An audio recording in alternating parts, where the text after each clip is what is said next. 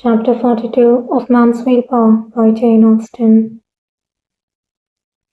The Prices were just setting off for church the next day when Mr. Crawford appeared again. He came, not to stop, but to join them. He was asked to go with them to the garrison chapel, which was exactly what he had intended, and they all walked thither together. The family were now seen to advantage. Nature had given them no inconsiderable share of beauty, and every Sunday dressed them in their cleanest skins and best attire. Sunday always brought this comfort to Fanny, and on this Sunday she felt it more than ever. Her poor mother now did not look so very unworthy of being Lady Bertram's sister as she was but too apt to look. It often grieved her to the heart to think of the contrast between them, to think that where nature had made so little difference, circumstances should have made so much, and that her mother, as handsome as Lady Bertram, and some years as her junior, should have an appearance so much more worn and faded, so comfortless, so slatternly, so shabby. But Sunday made her a very creditable and tolerably cheerful-looking Mrs. Price, coming abroad with a fine family of children, feeling a little respite of her weekly cares, and only discomposed if she saw her boys run into danger, or Rebecca pass by with a flower in her hat. In chapel they were obliged to divide, but Mr. Crawford took care not to be divided from the female branch, and after chapel he still continued with them, and made one in the family party on the ramparts. Mrs. Price took a weekly walk on the ramparts every fine Sunday throughout the year, always going directly after morning service and staying till dinner time. It was a public place. There she met her acquaintance, heard a little news, talked over the badness of the Portsmouth servants, and wound up her spirits for the 6 days ensuing. Thither they now went, Mr. Crawford most happy to consider the Miss Prices as his peculiar charge, and before they had been there long, somehow or other, there was no saying how, Fanny could not have believed it, but he was walking between them with an arm of each under his, and she did not know how to prevent or put an end to it. It made her uncomfortable for a time, but yet there were enjoyments in the day and in the view which would be felt. The day was uncommonly lovely. It was really March, but it was April in its mild air, brisk soft wind, and bright sun, occasionally clouded for a minute, and everything looked so beautiful under the influence of such a sky, the effects of the shadows pursuing each other on the ships at Spithead and the island beyond, with the ever-varying hues of the sea, now at high water, dancing in its glee and dashing against the ramparts with so fine a sound, produced altogether such a combination of charms for Fanny as made her gradually almost careless of the circumstances under which she felt them. Nay, had she been without his arm, she would soon have known that she needed it, for she wanted strength for a 2 hours' saunter of this kind, coming, as it generally did, upon a week's previous inactivity. Fanny was beginning to feel the effect of being debarred from her usual regular exercise. She had lost ground as to health since her being in Portsmouth, and, but for Mr. Crawford and the beauty of the weather, would soon have been knocked up now. The loveliness of the day and of the view, he felt like herself. She often stopped with the same sentiment and taste, leaning against the wall some minutes, to look and admire, and considering he was not Edmund, Fanny could not but allow that he was sufficiently open to the charms of nature, and very well able to express his admiration. She had a few tender reveries now and then, which he could sometimes take advantage of to look in her face without detection, and the result of these looks was, that though as bewitching as ever, her face was less blooming than it ought to be. She said she was very well, and did not like to be supposed otherwise. But take it all in all, he was convinced that her present residence could not be comfortable, and therefore could not be salutary for her, and he was growing anxious for her being again at Mansfield, where her own happiness, and his in seeing her, must be so much greater. "You have been here a month, I think," said he.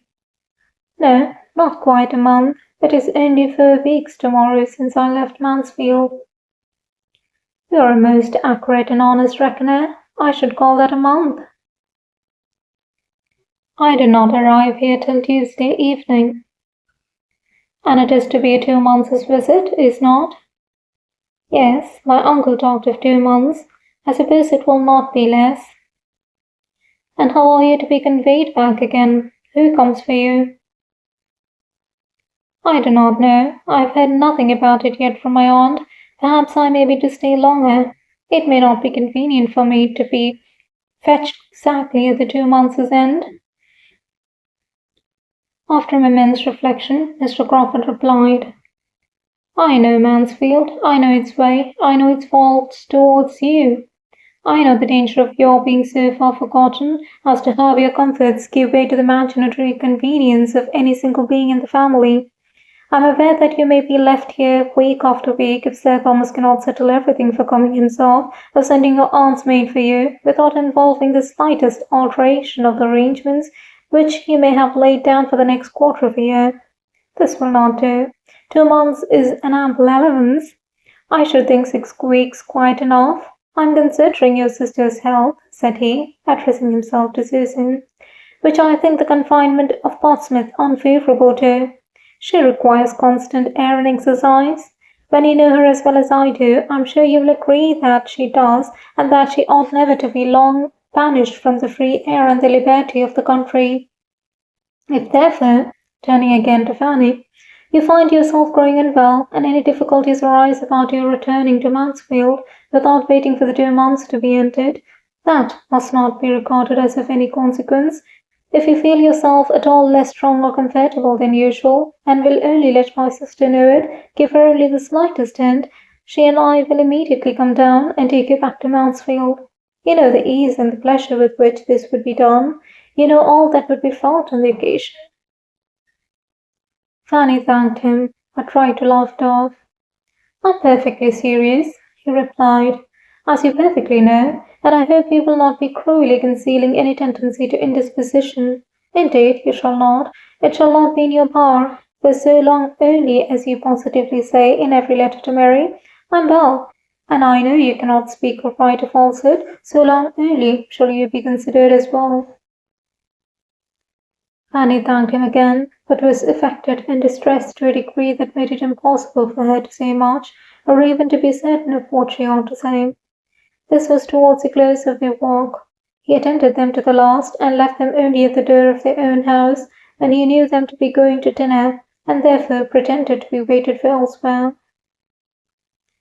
I wish you were not so tired, said he, still detaining Fanny after all the others were in the house.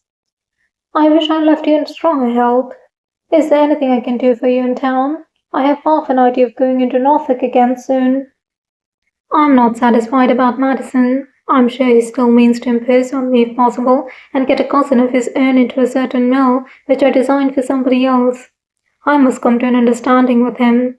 I must make him know that I will not be tricked on the south side of Everingham any more than on the north, that I will be master of my own property. I was not explicit enough with him before. The mischief such a man does on an estate, both as to the credit of his employer and the welfare of the poor, is inconceivable.